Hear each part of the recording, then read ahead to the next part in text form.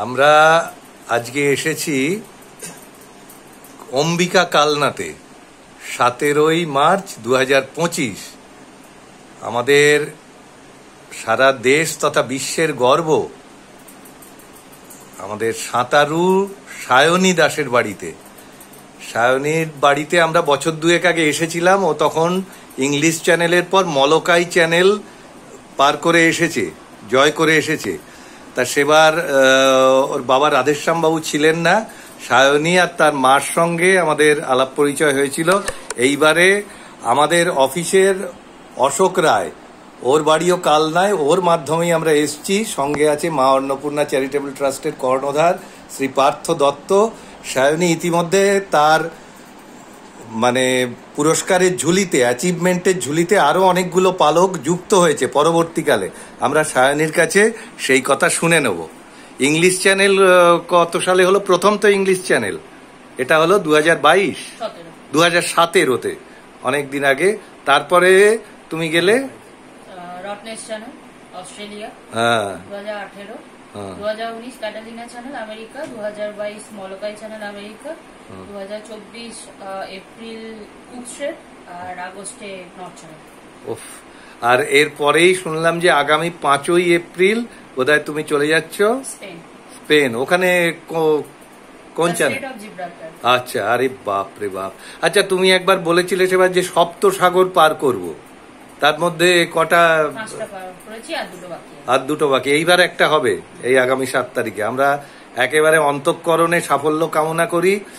আমরা এই আগামী 5 তারিখে এই মা অন্নপূর্ণা চ্যারিটেবল ট্রাস্টের কর্ণধার পার্থ দত্ত, তিনি বিগত 13 বছর ধরে তার অন্নপূর্ণা পুজোয় বিশিষ্ট মানুষদের, প্রায় 100 জন মানুষ যারা এই কৃতিত্বের স্বাক্ষর বহন করছে, খুব সাধারণ অবস্থা থেকে পৌঁছে তাদের নিয়ে অনুষ্ঠান করেন। কিন্তু আমাদের খুব দুর্ভাগ্য যে এবারে 14তম বর্ষে 2025-এ 5, 6, 7 ওনার শাহগঞ্জ যে মা অন্নপূর্ণা চ্যারিটেবলের অনুষ্ঠান, সেখানে এবারে থাকতে পারবে না সায়নী। 5 তারিখে বেরিয়ে যাচ্ছে, নইলে সায়নীকে নিয়ে যাওয়ার আমাদের খুব ইচ্ছা ছিল। যাই হোক, তোমার খুব সাফল্য কামনা করব। তুমি যদি তোমার অভিজ্ঞতা খুব ছোট্ট করে একটু বলো।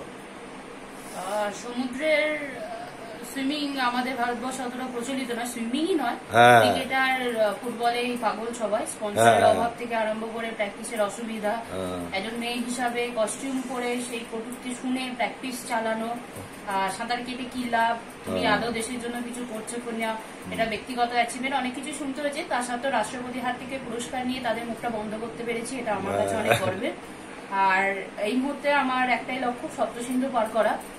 আমি এশিয়া মহাদেশের প্রথম মহিলা হিসেবে সপ্তসিন্ধু পার করার লক্ষ্যে রয়েছি। এখনো পর্যন্ত 5টা সিন্ধু পার করা এশিয়ার প্রথম মহিলা আমি। আরো 2টো ক্রস করলে তাহলে সপ্তসিন্ধু জয় হবে, এটাই আমার লক্ষ্য। একেবারে আমরাও চাই তাই, যে যারা নিন্দুক তারা তাদের মুখে একেবারে ছাই দিয়ে আর কি ওর জয়যাত্রা, ওর রথ, জয়যাত্রার রথ যাতে অব্যাহত থাকে। আর শুনেছি যে ভীষণ ঠান্ডা সে জলে, তুমি বলেছিলে কত ডিগ্রি থাকে যেন? বিভিন্ন চ্যানেলে বিভিন্ন রকম, যেমন ইংলিশ চ্যানেলে শেষের দিকে 10 ডিগ্রি পর্যন্ত নেমেছিল। আর কুকস্ট্রেট আর নর্থ চ্যানেল সব থেকে ঠান্ডা, যার জন্য আমি আইস বাথ নিয়েছিলাম। ওখানে টেম্পারেচার, এয়ার টেম্পারেচার 8-9 ডিগ্রি থাকে, আর জলের টেম্পারেচার 12-13 ডিগ্রি। আবার তার মধ্যে কিছু কিছু জায়গায় হাঙরের উৎপাত থাকে, বলেছিলে যে আমি দেখতে পাচ্ছি যে কিছু দূরে একটা পা হয়তো কেটেই নিলে এইরকম অবস্থা, এইরকম হয়। এই দুর্গম নিয়ে পাড়ি দেওয়া, প্রচুর পরিশ্রম করেছে সায়নী ছোটবেলা থেকে। যে কোনো কেউ বাধা অতিক্রম না করে, শুধু একরকম বাধা না, ওকে নানা রকম বাধা, শুধু সায়নীর না, পরিবারের কাছেও অনেক বাধা টাধা এসছে, সেই সব অতিক্রম করে। রাধেশ্যামবাবুও অত্যন্ত গুণী মানুষ, অবসর নিয়েছেন কিছুদিন আগে। তা তিনিও এখনো দেখছি যে শরীর চর্চা করছেন, স্টেশনে রোজ হাঁটাহাঁটি করেন। অশোক সেইভাবেই আমাদের বলেছিল। যাই হোক, 7 তারিখে যে থাকবে ওখানে কিরকম ওয়েদার থাকবে তখন মনে হয়? স্পেন ইউরোপের একদম দক্ষিণ দিকে, আমি বেসিক্যালি ইউরোপ থেকে সাঁতার শুরু করবো, আফ্রিকায় সাঁতার শেষ হবে। তো স্পেনে এখন টেম্পারেচার 11-12 ডিগ্রি, তো ওটাই থাকবে আশা করা যাচ্ছে। আর হাওয়াটা থাকলে খুব অসুবিধা। আচ্ছা, এটা কত মাইল এই স্পেন থেকে এই আফ্রিকা? 9 point something. আচ্ছা আচ্ছা আচ্ছা, বাবা। এটার টাইম থাকবে কোনো? না, এটা তো হ্যাঁ টাইম হয় না, এটা তো কম্পিটিশন না। হ্যাঁ, এটা যত ইয়ে করে করা যায় আর কি। যাই হোক, খুব ভালো লাগলো তোমার যে এই অমূল্য সময় আমরা পেলাম। সত্যি সত্যি আমরা আন্তরিকভাবে বলছি, তোমাদের মতো মেয়ে এই এত উঁচু জায়গায় পৌঁছে এই সরলতা, এই সততা, এই নিষ্ঠা, এইগুলো আমাদের কাছে চিরকালীন সম্পদ হয়ে থাকবে। আমাদের মণিকোঠায় আমরা নিয়ে গেলাম। মার সঙ্গে তো একটু দেখা হলো না। হ্যাঁ, আজকের আশাটা অশোকের জন্যই হয়েছে, সেটা ঠিক। অশোক আমাদের অফিসেই আছে। অশোকে আমি সঙ্গে সঙ্গে ডিসিশন নিলাম, আজকেই যাব আমরা। অফিস করে আমরা চলে এলাম, মার কাছে একটু যাই।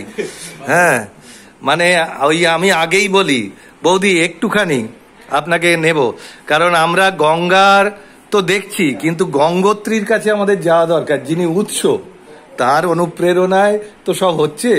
বাবা মা যদি ওই জায়গায় না থাকেন তাহলে তো হয় না। বাবাও অত্যন্ত গুণী মানুষ, সকলকে এই উৎসাহ দেন। একটুখানি বৌদির সঙ্গে আগেও অনেক আলাপচারিতা হয়েছে, আমরা ঠিক এই জায়গাটায় বসেই আমরা আড্ডা মেরেছিলাম। আর মেয়ের সাফল্যে তো গর্বিতই। বলুন, মেয়ের সাফল্যে কেমন লাগছে? সেই ঠিকই তো। হ্যাঁ, আপনি রত্নগর্ভা জননী, আর ইনি রাধেশ্যাম বাবু, একটু দু একটা কথা বলুন। হ্যাঁ, আমাদের তো আনন্দ, আপনারা এসছেন, এটা আমাদের কাছে ভালোই লাগে। কারণ আপনাদের মতো গুণী ব্যক্তিরাও আমাদের বাড়িতে আসছেন, এটাও আমাদের প্রাপ্য। না না, ও আমাদের কাছে সত্যি সত্যি সম্পদ, আমরা সেইভাবেই ভাবি। তাই এই সম্পদকে আমাদের রক্ষা করতে হবে। ওর জয়যাত্রা আরো এগিয়ে যাক, আরো সাফল্য লাভ করুক। আমরা ফিরে এলে আবার আসবো ওকে সম্বর্ধনা জানাতে। হ্যাঁ, নিশ্চয়ই আবার দেখা হবে। সকলকে শুভেচ্ছা জানাচ্ছি আজকে 17ই মার্চ। নমস্কার, ধন্যবাদ।